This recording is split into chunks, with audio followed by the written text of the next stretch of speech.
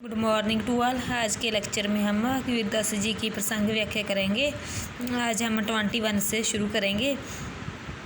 पीछे लागा जाई था लोग वेद के साथी, आगे थे सतगुर मिलिया दीपक दिया हाथी।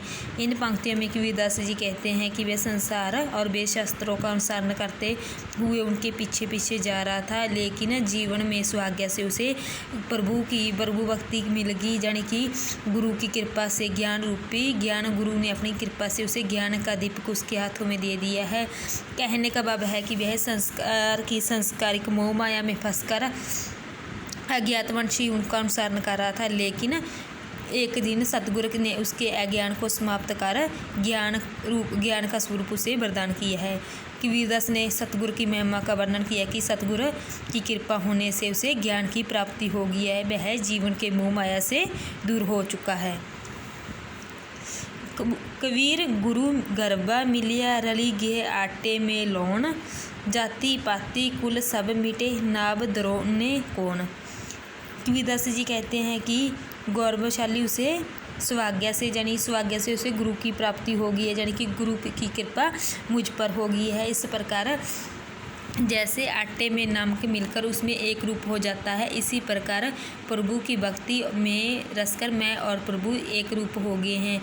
अब मेरा जाति पाति कुल से सब कुछ समाप्त हो गया। अब मुझे कोई जाति और अब इस संसार में कोई नहीं जाति पाति के नाम से टोकेगा, ना ही कोई भी मुझ पर हंसेगा। मैं गुरु की कृपा होने से उसमें ही समा गया हूँ। वह संसार मुझे कहकर पुकारेगा, इस बात की मुझे कोई चिंता नहीं है। सतगुरु ज्ञान से भक्त और गुरु के एक रूप होने की बात कही गई है। कबीरदास ये कहते हैं कि सतगुरु परमात्मा के ज्ञान से गुरु और भक्त का एक रूप होने से उसे परमात्मा रूपी ज्ञान का दीपक मिल चुका है। सतगुर हमसू रची करी एक कहाया प्रसंग, बरसिया बादल प्रेम का बिजी गया सब अंग। कबीरदास जी कहते हैं कि सतगुरु की मुझ पर कृपा हो गई है, मैं प्रभु भक्ति में लीन हो गया हूँ। प्रभु भक्ति में लीन होकर उसकी चर्चा छिड़ी है। जैसे प्रेम का बादल मुझे बरसा है, मेरे शरीर के सारे अंग उसमें भीग गए हैं। कहने का भाव यह है कि अब परमात्मा की भक्ति में लग जाने के कारण अब मेरे सब दोष और बुरे काम समाप्त हो गए हैं। अब मैं अच्छाई की रास्ते पर जा रहा हूँ और गुरु की कृपा होने से मैं उसका प्रेम में जा रहा हूँ। कवि ने भक्ति की आनंदमयी अनुभूति को साकार किया है, यानी कि भक्ति से परमात्मा का आनंद या उसका प्रेम को पाया जा सकता है।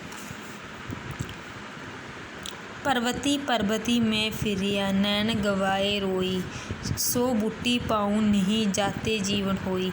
कबीरदास जी कहते हैं कि मैं ज्ञान के उद्देश्य से कि मैं ज्ञान के लिए इधर उधर भटकता फिरा, चाहे पर्वत घूमता रहा, चाहे उसके लिए मैं इधर उधर भटकता रहा, मुझे कहीं भी भगवान के दर्शन नहीं हुए। मैंने रो कर अपने नेत्र भी गंवा दिए, लेकिन ज्ञान रूपी संजीवनी बूटी जिससे जीवन चलता है वह मुझे कहीं नहीं मिली। कहने का भाव यह है कि सच्चे ज्ञान की तलाश में मैं इधर उधर भटकता फिरता रहा, लेकिन व्यर्थी भ्रमण करता रहा, लेकिन सद्ज्ञान की प्राप्ति नहीं हुई, क्योंकि परमात्मा हमारे भीतर ही निवास करता है।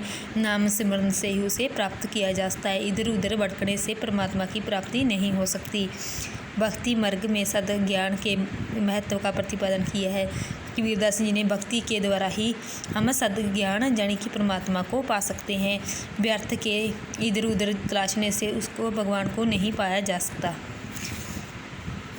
सुखिया सब संसार है, खावे अरूर सोवे, दुखिया दास कबीर है जाके अरूर रोवे।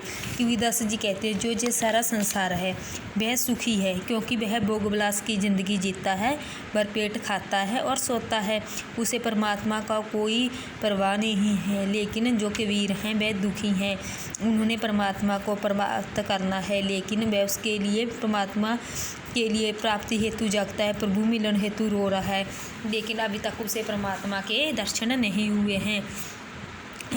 भक्ति मार्ग पर अग्रसर भक्त को अनेक दुखों को झेलना पड़ता है। इस कारण कबीरदास ने बताया है कि भक्ति के मार्ग पर जाने के लिए मनुष्य को अनेक मुसीबतों का सामना करना पड़ता है।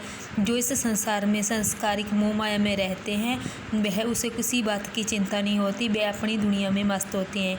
लेकिन परमात्मा को प्राप्त करने के लिए हमें कुछ कष्टों को सहना पड़ता है।